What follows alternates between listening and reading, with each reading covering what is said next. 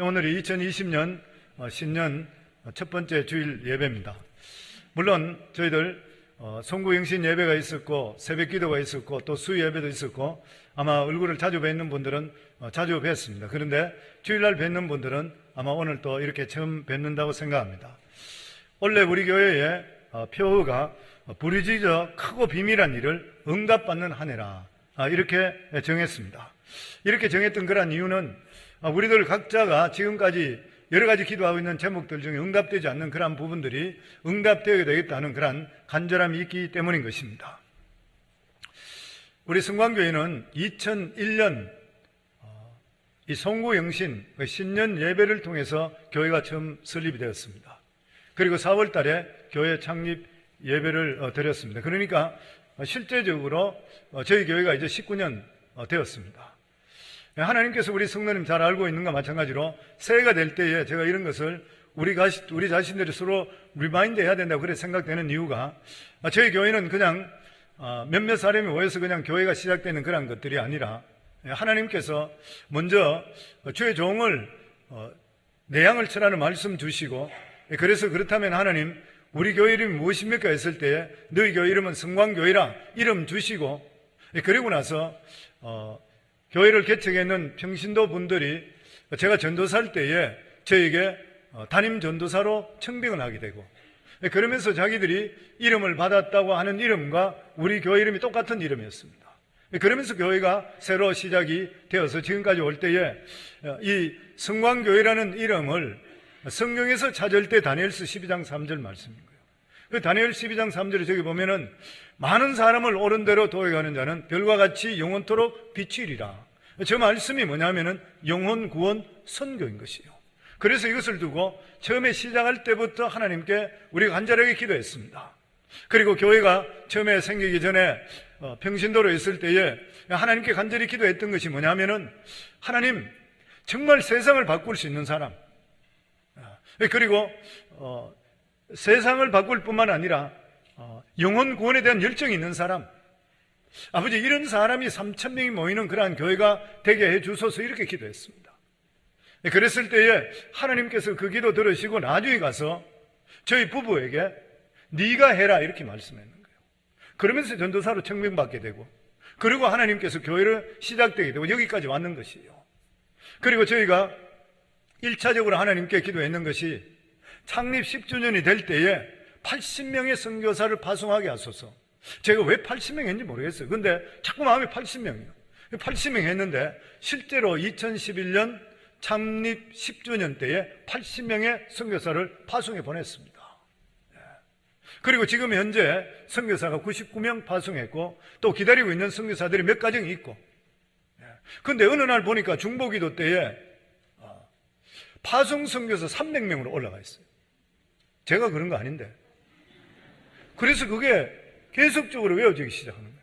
그래서 제가 지금은 우리 교회 300명 하라는 것 같다, 그렇게 생각해서 우리가 기도하고 있습니다. 그런데 지금까지 하나님께서 우리 교회에 기도했는 거 다 들어주셨어요. 진짜 기도하는 것마다 기사와 이적이 일어났죠. 사도행전적인 그런 역사들이 일어났잖아요. 병자가 치유되게 하시고 귀신이 쫓겨가게 하시고, 진짜 귀신이 쫓겨가는 역사, 이런 것들 기도하는데 폐암 병자가 치료되고 관절염 치료되고 온갖 병들이 치유되는 이러한 역사들, 그런 역사 많이 일어났잖아요. 그런데 단 하나 아직까지 이루어지지 않는 것이 하나님 3,000명이 되게 하소서. 정말 세상을 바꿀 수 있는 사람, 아직 안 이루어졌는 것이에요. 제가 그것을 처음에 시작할 때부터 교인들에게 이야기할 때는 잘 이해를 못하다가 나중에 좀 지나는데 어떤 분들이 그렇게 이야기해요. 우리 교회를 그렇게 크게 하려고 그럽니까? 목사님들 그냥 일반 교회같이 그냥 크게 원하시면 그러더라고요. 그런데 그게 아니거든요. 저는 하나님께서 그 말씀을 받지 않았더라면 저 부르짖을 이유가 하나도 없습니다. 그런데 하나님께서 그렇게 하시기 때문에 하나님 다 이루어졌는데 그때가 언제입니까? 그냥 그렇게 기다리고 있는 것이에요, 보면. 그러면 새해가 되면서 다시 한번 하나님께 주시는 그런 말씀이 기억나기 시작하는 거예요. 그래서 오늘 설교 제목이 하나님의 시간이라고 정했습니다. 이것은 우리 교회만 주시는 그런 말씀이 아니라 우리 각자 성도님이 주시는 그런 말씀이라고 믿습니다. 오늘 읽었던 이 말씀은 아브라함이 나이 99세 때에 그러니까 하갈을 통해서 이스마엘을 낳은 지 13년 됐을 때입니다. 하나님께서 아브라함을 75세 때 불러내고 24년이 지난 후에 하나님께 다시 아브라함이 나타났습니다.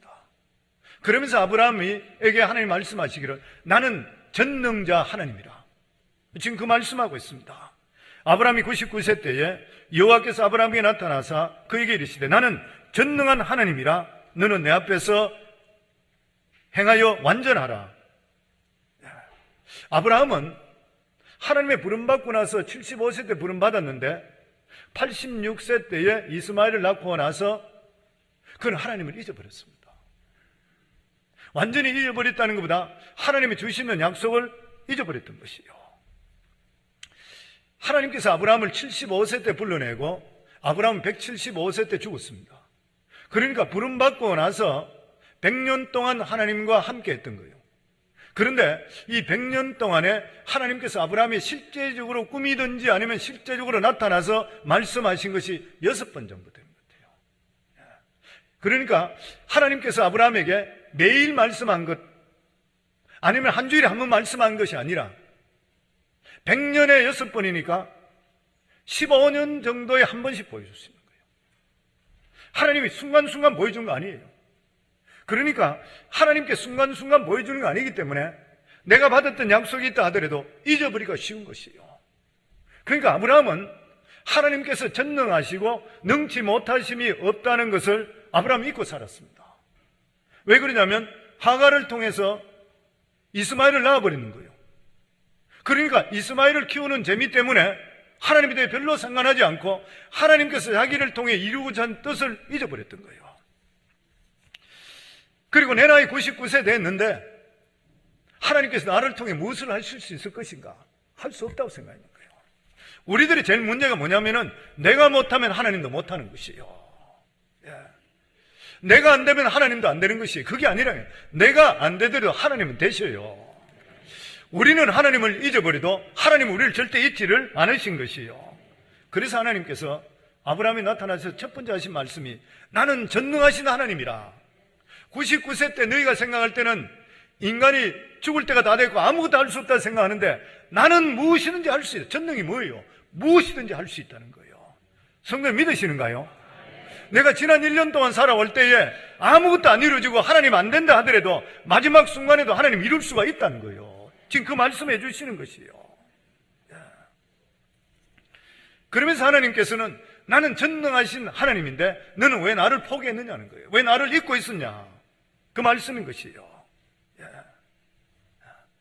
하나님께서 아브라함을 소개할 때에 하나님께서 자신을 아브라함에게 소개할 때 뭐냐면은 나는 전능자 능치 못함이 없다. 99세의 노인인데도 불구하고 내가 너와 함께하면 젊은이처럼 이렇게 세운다는 거예요. 하나님의 백성에게는 너무 늙었다거나 너무 늦었다는 건 있을 수가 없는 것이에요. 하나님의 말씀이 임하게 되면 사람이 항상 새로워질 수가 있는 것이에요. 그래서 하나님의 때는 아무리 늦어도 늦은 것이 아니요 아무리 빨라도 빠른 것이 아닌 것입니다. 아브라함은 나이가 들어가면서 몸이 자꾸만 노쇠되어 가면서 전능하신 하나님을 믿지 않기 시작했습니다. 그는 하나님의 약속이 있는데도 불구하고 그는 모든 것이 자기에게 끝났다 이렇게 생각했던 것이에요.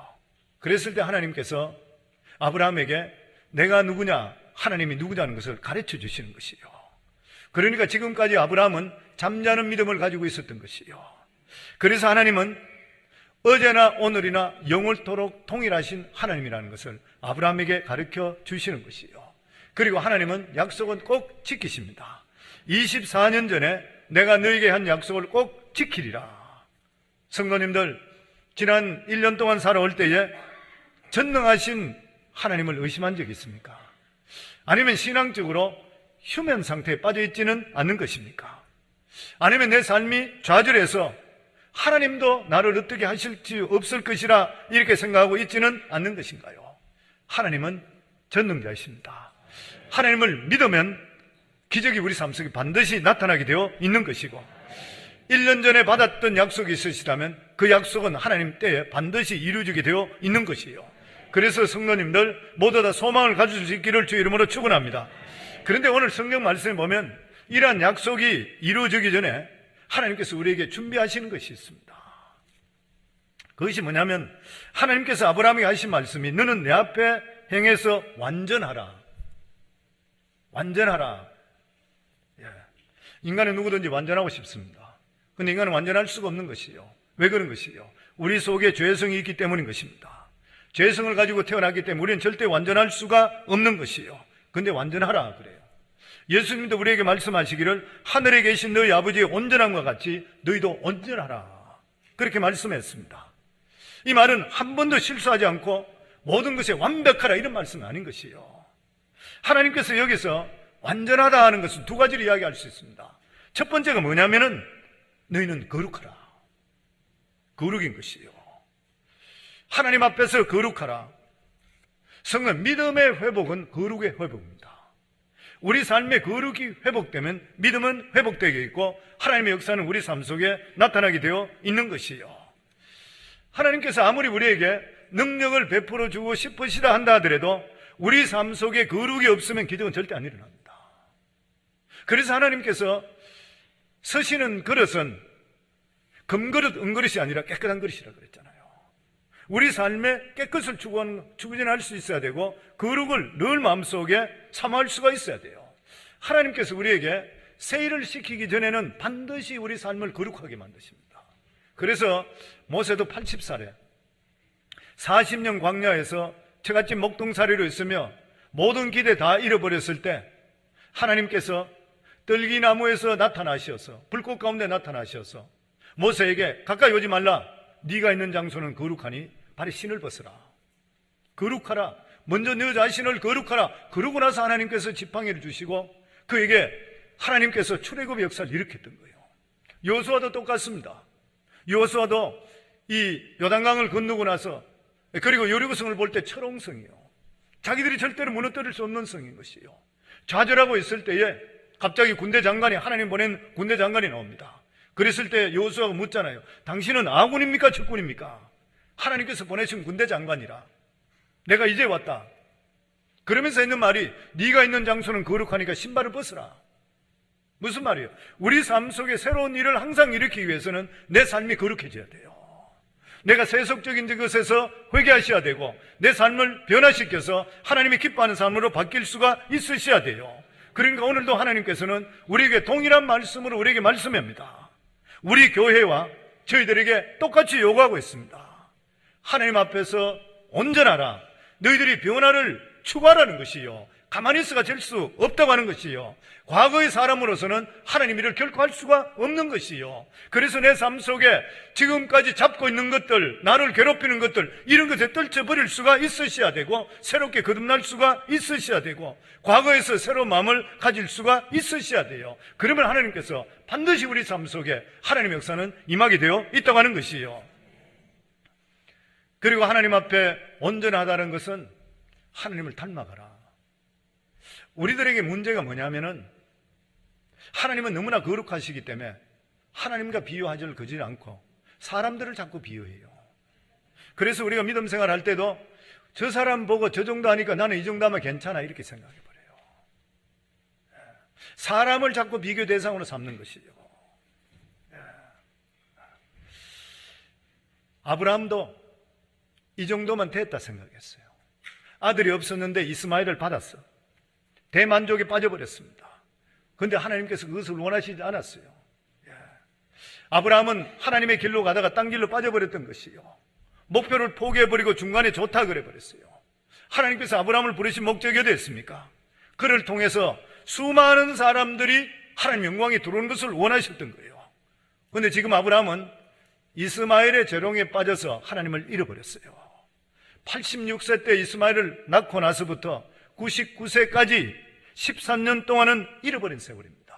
하나님이 거기에 없었습니다. 인간적으로 원하는 것은 얻을 수 있지만 하나님께서 그를 통해 하시고는 뜻을 잊어버렸어요. 성도님, 우리의 신앙의 핵심 무엇입니까? 하나님 만난 거잖아요. 하나님 만나면 우리 속에 영광이 나타나게 되어 있는 것이요. 교회 그냥 단순히 와서 예배만 드리고 가고 습관적으로 드리고 가고 성경 공부하는 것이 결코 신앙이 아니라고 하는 것이에요. 내 안에 하나님의 영광의 임재를 체험할 수가 있어야 됩니다. 하나님의 영광의 임재를 체험하기 위해서는 어떻게 해야 되는 것이요? 내 삶의 모든 것들이 하나님 앞에 목적이 정렬될 수가 있으셔야 돼요. 아브라함은 13년 동안 세상 사람들이 볼 때는 신앙생활 잘했어요. 그리고 순종했습니다. 그러나 그의 신앙 깊은 곳에 하나님의 뜻을 중간에 자기가 포기해버렸던 거예요. 그 결과 하나님 영광 나타나지 않는 신앙생활 13년이었습니다. 혹시 지난 한 해 동안 살아갈 때에 직장에서도 프로모션 잘 되고 사업도 잘 됨을 통해서 신앙적으로 부실한 적은 없습니까? 아니면 직장생활이나 가정생활에 자녀에게 푹 빠져서 하나님은 뒷전이 되지는 않았는 것인가? 여기서 완전하라는 것은 너의 만족에서 일어나라는 것이에요. 내 생각에 이 정도 신앙생활하면 될 수 있겠다 생각하는 것을 하나님 수준으로 맞추라는 것이에요. 아브라함이 해야 될 일이 뭐냐면 하나님 뜻에 맞추는 일인 것이에요. 성도님, 죄라는 말의 뜻이 원어가 하마르티아잖아요. 그리고 빗나간 관역이라 그래요. 하나님 뜻에 벗어나는 모든 것이 죄라 그랬죠. 그러니까 죄라고 하는 것은 화살을 쥐고 화살을 당겨서 그 화살이 목표에 정확하게 맞춰주는 거 외에 벗어나는 건 더 죄라는 거예요. 그러니까 화살을 당겨가지고 놓았는데 중간에 떨어져 버렸어. 하나님께서 이 사람을 통해서 이루고자 하시는 뜻은 상관하지 않고 그냥 하다가 중간 정도 돼서 포기해버려. 죄라는 거예요. 오른쪽으로 가 왼쪽으로 가 죄라는 것이에요. 하나님께서 우리 자녀들을 한 사람 한 사람을 하나님 뜻 가운데 자녀 삼아 주셨으면 우리를 통해서 반드시 이루고자 하시는 뜻이 있습니다. 이 뜻을 우리가 보여잡게 될 때에 하나님의 성령의 영이 나에게 충만하게 임하게 되어 있어요. 그게 아니고 내가 돈 좀 벌고 내 살아가는 게 좀 편하다 해서 아니면 내 자식이나 키우고 계속적으로 하다 보면은 아브라함과 같이 하나님의 사람이라 하는데도 불구하고 잃어버린 세월이 돼요.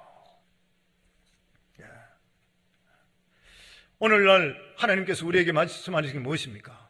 다시 회복되고 하나님의 손과 발이 되라는 것이요. 우리를 택하시는 뜻을 이루게 될 때에 진짜 우리 삶이 복 있는 삶, 만족된 삶, 은혜의 삶이 될 수 있다고 하는 것이에요. 그렇기 때문에 신앙은 끊임없이 점검해야 됩니다. 오늘 2절에 4절에 보면 내가 내 언약을 나와 너 사이에 두어 너를 크게 번성하게 하라 하시니 아브라함이 엎드렸더니 하나님이 또 그에게 말씀하여 이르시되 보라 내 언약이 너와 함께 있으니 너는 여러 민족의 아버지가 될지라. 하나님께서는 아브라함이 75세 때 불러낼 때 언약을 세웠습니다. 하나님은 언약을 이렇게 하고 저렇게 하고 막 바꾸고 이런 분 아니십니다. 하나님 한 분 하면 끝나버리는 하나님이십니다. 그런데 하나님께서 24년이 지나고 나서 아브라함이 다시 언약을, 왜 그런 것이요? 하나님 문제가 아니라 아브라함 문제. 아브라함의 언약을 잊어버렸어요.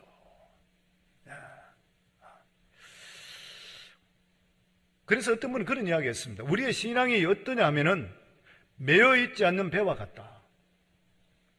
배가 매어 있지 않게 되면 어떻게 됩니까? 파도 치는 데마다 흔들려서 떠내려가는 것이에요. 떠내려갑니다. 자기도 모르는 사이에 자기 원래 위치에서 벗어나는 것이에요. 아브라함은 자기 자신이 같은 자리에 있는 줄 알았습니다. 그러나 사실은 하나님과 관계가 끊어졌고 이스마엘 때문에 거기 깊이 빠져서 자기도 모르는 사이에 다른 데로 깊이 떠나 있었던 거예요. 그래서 하나님께서는 말씀을 통해서 아브라함을 다시 부르는 것이에요. 성도님, 돌아오기만 돌아오면 하나님 영광이 임할 줄을 믿습니다. 이게 진짜 부흥인 것이요. 우리는 말씀대로 산다고 하는데도 불구하고 어느 순간에 우리 자신들을 점검하지 않게 되면, 아니 점검해서 돌아보게 될 때에 세상 쪽으로 떠내려가 있어요. 그러다가 하나님 말씀이 선포되면 깨닫게 되는 거예요. 아, 나도 모르는 사이에 내가 이렇게 세속적으로 떠나버렸구나. 그래서 자기 삶을 정리하기를 시작합니다. 그래서 우리가 하나님의 약속의 역사가 나타나기 전에 정리할 거 정리하셔야 돼요. 나를 잡고 있는 잘못된 습관들도 끊어낼 수가 있으셔야 돼요. 지을 것은 지을 수가 있어야 되고 치울 것은 치워야 되는 것이에요. 그래야 하나님의 역사가 나타나게 되어 있는 것입니다. 그러고 나서 하나님께서 아브라함에게 하시는 말씀이 너는 더 큰 은혜를 사모해야 된다. 더 큰 은혜를 사모해야 된다. 그러면서 하나님께서 아브라함에게 새 이름을 주었습니다. 아브람에서 아브라함으로. 5절에 보면 이제 후로는 내 이름을 아브람이라 하지 아니하고 아브라함이라 하리니 이는 내가 너를 여러 민족의 아버지가 되게 함이라. 아브람이란 말은 존귀한 아버지라는 것이에요. 그런데 열국의 아버지로 이름을 바꿔줬습니다. 아브라함은 이스마엘 하나 낳고 나서 종교로는 아버지로 너무 좋아서 그걸 끝날라 그랬어요. 그런데 하나님께서 75세 때 불러낼 때 너는 열국의 애비가 될 것이라고 그랬어요. 그래서 이 말씀을 따라서 아이의 이름 자체를 아브라함에서 종교로운 아비에서 열국의 수많은 아비가 될 것이 이름 바꿔버렸어요. 상식적으로 우리가 생각할 때 99세 됐으면 호호 노인인데 그 노인이 이름을 바꿔서 수많은 자식을 낳겠다고 한다 그러면 미쳤다 그럴 거예요. 노인이 얼마나 살려고 저렇게 할 수 있는가. 그런데 하나님은 절대 안 그렇다는 거예요. 우리는 하나님 앞에서 적은 것에 만족할 때가 참 많이 있습니다. 이 세상 것을 이야기한다면 저들이 욕심 부리지 말아야 돼요. 왜냐하면 어차피 우리 것이 없습니다. 어차피 우리는 이 세상 떠날 때 우리 가지고 있는 거 다 내려놔야 돼요. 그러나 하나님의 은혜에 대해서는 결코 작은 것에 만족하면 안 돼요. 큰 것을 구해야 돼요. 우리는 더 큰 은혜를 사모할 수가 있으셔야 돼요. 그것이 뭐예요? 영적인 복인 것입니다. 영적인 복이 오게 될 때는 물질의 복도 따라오게 되었어요. 그러나 물질의 복에 현혹되지는 말아야 돼요. 왜냐하면 그것은 아주 작은 부분이라. 하나님께서는 우리 모두 나를 많은 영혼들을 주께로 이끌게 하시는 것을 사용되기를 하나님께서 원하고 계시는 것이에요. 그런데 아브라함은 아들 하나 있는 것을 해서 만족하고 하나님께서 그를 통해서 하시고자 하시는 뜻들을 잊어버리고 살았다는 것이에요. 그래서 하나님께서 아브라함에게 지금 일어나라는 것이에요. 너 지금 자리에 안주되어 있는 데서 일어나라. 주저앉아 있지 말고 나를 다시 바라보라. 그리고 은혜에 합당한 자리에 너희들은 나오라. 그러면 하나님의 영광이 반드시 나타나게 되어 있다고 하는 것입니다. 그러면서 하나님께서 아브라함에 주시는 말씀이 너 믿음이 당대에 절대 끝나서 안 된다는 거예요. 그 말씀이 7절 말씀입니다. 내가 내 언약을 너와 너의 내 대대 후손 사이에 세워 영원한 언약을 삼고 너와 내 후손의 하나님이 되리라. 열국의 아비가 되게 하겠다는 것은 번성의 복을 약속하신 하나님이어서 후손의 복도 주신다고 하는 것이에요. 하나님의 축복은 당대만 끝나는 것이 아니라 후손까지도 유효하다는 것이에요. 너와 내가 맺었던 이 언약은 내 후손까지 유효할 것이라. 나는 그들의 하나님이 될 것이라. 그래서 여기서 우리가 믿음이라는 것이 뭐냐? 축복은 계승됩니다. 믿으시는가요? 이거 믿으셔야 돼요. 저주는 3, 4대까지 간다 그랬죠? 축복은 1000대까지 간다 그랬어요. 출애굽기 20장 6절에 보면 나를 사랑하고 내 계명을 지키는 자에게는 1000대까지 은혜를 베푸느니라. 1000대까지 자손들에게 축복 주시는 하나님. 사랑하는 귀한 성도님들, 자녀들에게 이러한 축복이 이어지고 있는 것인가요? 자녀들이 볼 때에 우리 집안의 믿음의 유산이 무엇인가 기억하고 있는 것인가요? 믿음의 집안에 가문이 있는 것인가요? 성경적인 가문이 있는 것인가요? 저는 우리 성도님 모두 다가 자녀들에게 이어줄 믿음의 유산을 남길 수 있기를 주의 이름으로 축원합니다. 우리 부모 그러면 생각나는 게 있어야 되잖아요. 믿음 생활하는 자녀들이 우리 부모 그러면 생각나는 게 있어야 돼요. 우리 아버지 엄마 항상 밤에 내가 눈을 떠서 보면 기도하고 계셔. 우리 어머님 새벽만 되면 새벽기도 나가 계셔. 항상 기도하고 오셔. 우리 집안에 어렵고 힘든 일이 생길 때마다 아빠 엄마 손잡고 같이 하나님께 기도하고 그것을 넉넉히 뛰어넘는 그런 모습, 감사하는 그런 모습 봤어. 이런 것들 자녀들에게 믿음의 유산을 남기고 있는 것인가요? 저는 우리 성도님 모두 다가 실제로 이런 믿음의 유산을 자녀들에게 남길 수 있기 바랍니다.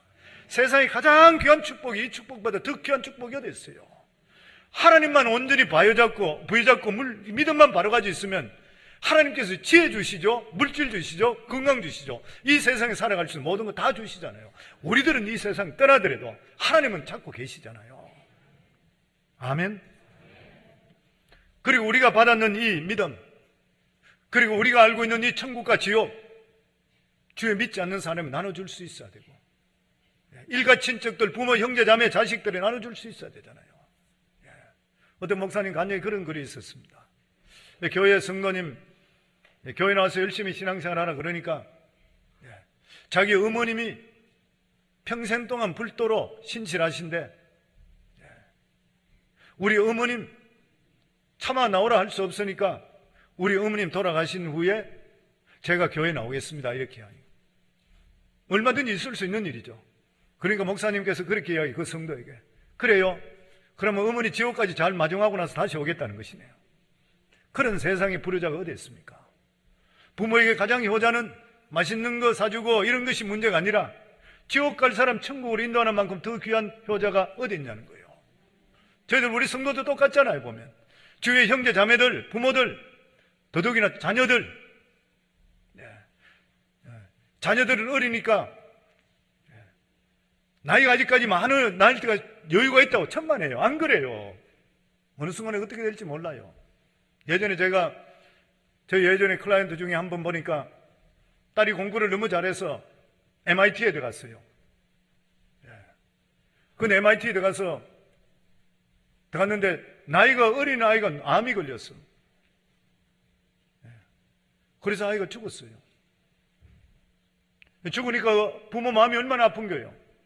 시집도 못 보내고. 그러니까 딸 장례식에 웨딩드레스를 입혔어요. 웨딩드레스 3만 불 주고. 예수 믿지 않는 사람들은 얼마든지 일어날 수 있는 일이잖아요. 근데 우리 삶 속에 가장 중요한 게 어때요? 얼마나 안타까운 일이요. 예수 모르고 부모도 모르고 자식도 모르게 되는 거. 우리 예수 믿는 사람 뭐예요? 죽으면 우린 천국이잖아요. 우리가 이걸 확실히 알고 있는데도 불구하고 우리가 전하지 않는다 그러면 어떻게 되는 거예요? 그 사람 진짜 사랑하는 것이 아닌 것이에요. 보면 하나님께서 우리 교회에 다니엘서 12장 3절 말씀을 주시고 우리 교회를 선교하는 교회, 전도하는 교회, 영혼 살리는 그러한 교회로 하나님께 하셨던 그러한 이유가 가장 기쁨이 되기 위해서인 것이에요.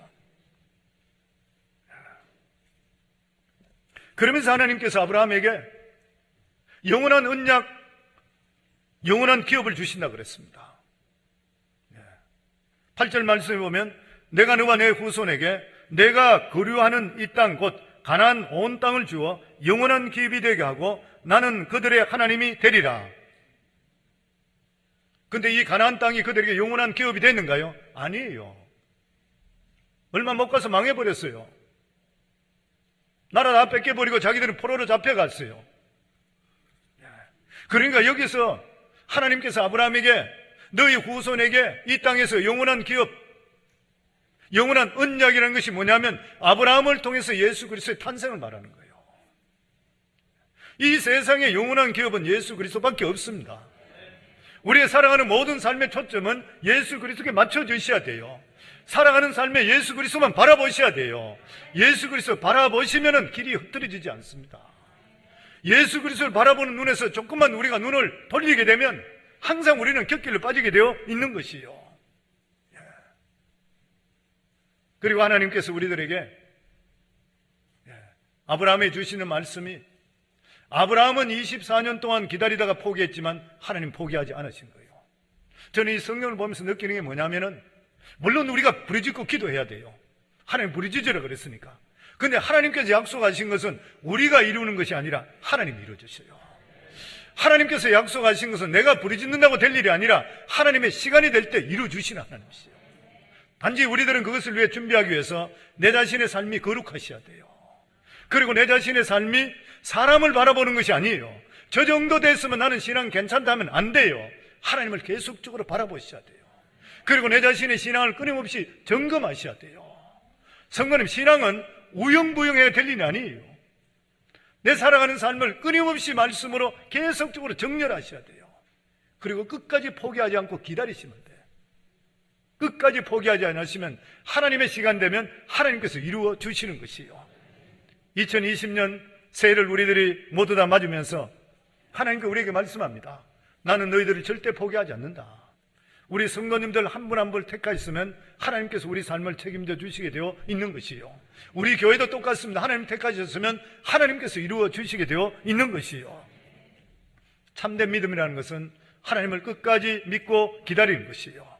사랑하는 성도님들, 2020년 이 한 해 동안 우리 교회 표와 마찬가지로 원래 시작했는 대로 정말 부르짖어서 우리의 마음의 소원이 있던 것은 응답받는 한 해가 될 수 있기를 바랍니다. 하나님의 약속 주신 것이 있다면 원래 하나님께서 우리 삶이 거룩하고 하나님을 바라봄을 통해서 하나님께서 이루어주시는 시기가 이루어지는 그런 복된 한 해가 다 될 수 있기를 주의 이름으로 축원합니다. 하나님은 전능하신 하나님이시요, 능치 못하심이 없으신 하나님이요, 절대로 좌절하시고 포기하지 마시고 하나님 안에서는 모든 것을 할 수 있다고 우리의 삶이 바뀔 수 있기를 주의 이름으로 축원합니다.